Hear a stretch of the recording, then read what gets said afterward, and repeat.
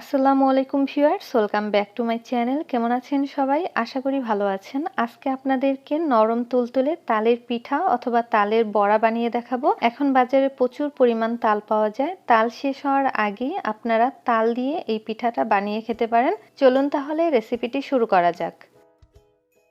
প্রথমেই একটা বাটিতে আমি নিয়ে নিচ্ছি 1 কাপ পরিমাণ তালের রস। আর এই তালের রসটা কিভাবে বের করতে হয় এটা কিন্তু আমরা সবাই জানি। তালের রসটা বের করা কিন্তু খুবই সহজ। এবার দিয়ে দিচ্ছি 1/3 কাপ পরিমাণ চিনি। চিনিটা তালের মিষ্টি বুঝে তারপরে দিতে হবে। আমি আমার টেস্ট অনুযায়ী দিয়েছি, আপনারা আপনাদের টেস্ট অনুযায়ী দিয়ে নেবেন। সামান্য একটু লবণ দিয়ে দিচ্ছি। মিষ্টি জিনিসে লবণ দিলে টেস্টটা কিন্তু ভালো আসে। এখন এই লবণ আর চিনিটা ভালোভাবে তালের সাথে মিশিয়ে নিচ্ছি।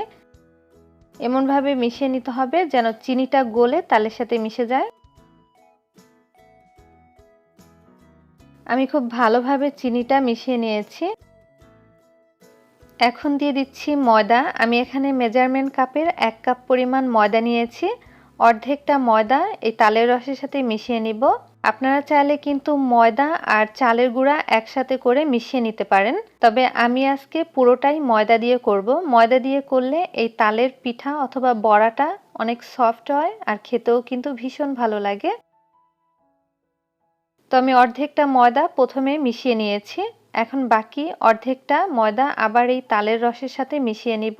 এখন কিন্তু আমি সব ময়দাটুকু দিয়ে হাত দিয়ে ভালোভাবে মিশিয়ে নিচ্ছি। খুব ভালোভাবে হাত দিয়ে মেখে নিতে হবে। আর আমি এখানে যতটুকু পরিমাণ তালের রস নিয়েছি এতে কিন্তু কোনো পানি দিতে হবে না। তবে আপনাদের কাছে যদি ব্যাটারটা একটু ঘন মনে হয় তাহলে কিন্তু একটু পানি দিয়ে নিতে পারেন। তো আমার এখানে পানির প্রয়োজন হবে না। আর এই তালের রসের বড়ার ভিতরে আপনারা কিন্তু চাইলে নারকেলও দিতে পারেন, তবে আজকে আমি কোনো নারকেল দিব না। নারকেল ছাড়াই কিন্তু এই বড়াটা ভেজে নিব। আমি খুব ভালোভাবে মেখে নিচ্ছি। তো আমি 10 মিনিট একটা সাইডে রেখে দিচ্ছি। 10 মিনিট পরে আরেকটু ভালোভাবে মেখে এরকম ছোট ছোট করে বড়াগুলো ভেজে নিব। ভাজার জন্য আগে থেকেই প্যানে তেল গরম করে নিয়েছিলাম। এখন একটা একটা করে দিয়ে দিচ্ছি।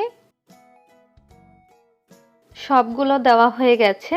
এখন আমি একটা একটা করে উল্টে দিচ্ছি। আর চুলার আঁচটা কিন্তু মিডিয়ামে রেখে এই বড়াগুলো ভেজে নিতে হবে, নইলে কিন্তু এই বড়াগুলো পুড়ে যেতে পারে। তো আমি ভালোভাবে নেড়েচেড়ে দিচ্ছি। আর এই বড়াটা ভাজতে কিন্তু বেশি একটা সময় লাগবে না, অল্প সময়ের মধ্যেই কিন্তু এই বড়াটা ভেজে নেওয়া যায়। যারা এই তালের বড়াটা একটু মুচমুচে খেতে পছন্দ করেন তারা কিন্তু ময়দার সাথে চালের গুঁড়া মিশিয়ে নিতে পারেন, কারণ চালের গুঁড়া মিশালে কিন্তু এই বড়াটা একটু মুচমুচে হবে। তবে অতিরিক্ত চালের গুঁড়া দিতে যাবেন না, তাহলে কিন্তু এই বড়াটা শক্ত হয়ে যেতে পারে। আমার যেহেতু তালের বড়াটা নরম পছন্দ তাই আমি কিন্তু সম্পূর্ণটা ময়দা দিয়েই করেছি, কারণ ময়দা দিয়ে তালের বড়াটা বানালে সেই তালের বড়াটা কিন্তু অনেক সফট হয়। যারা তাল খেতে পছন্দ করেন তারা কিন্তু এই বড়ার রেসিপিটা বাসায় ট্রাই করতে পারেন। তো বড়াগুলো কিন্তু ভাজা হয়ে গেছে। আর এই তালের বড়াটা কিন্তু ঠিক এরকম কালার করেই ভেজে নিতে হবে। আমি এখন তেল ঝরিয়ে বড়াগুলো তুলে নিচ্ছি। আর বাকি সব বড়াগুলো কিন্তু ঠিক এভাবে করেই ভেজে নিব। তো সবগুলো তালের বড়া আমার ভেজে নেওয়া হয়ে গেছে। এই তালের বড়াটা খেতে কিন্তু ভীষণ মজার হয়। আশা করছি যারা তাল পছন্দ করেন তাদের কাছে রেসিপিটি ভালো লাগবে। ভালো লাগলে অবশ্যই চ্যানেলটি সাবস্ক্রাইব করে পাশে থাকা বেল বাটনে ক্লিক করে রাখবেন পরবর্তী রেসিপির ভিডিও নোটিফিকেশন পাওয়ার জন্য। আবারও হাজির হব নতুন কোনো রেসিপি নিয়ে। সবাই ভালো থাকবেন, সুস্থ থাকবেন। আল্লাহ হাফেজ।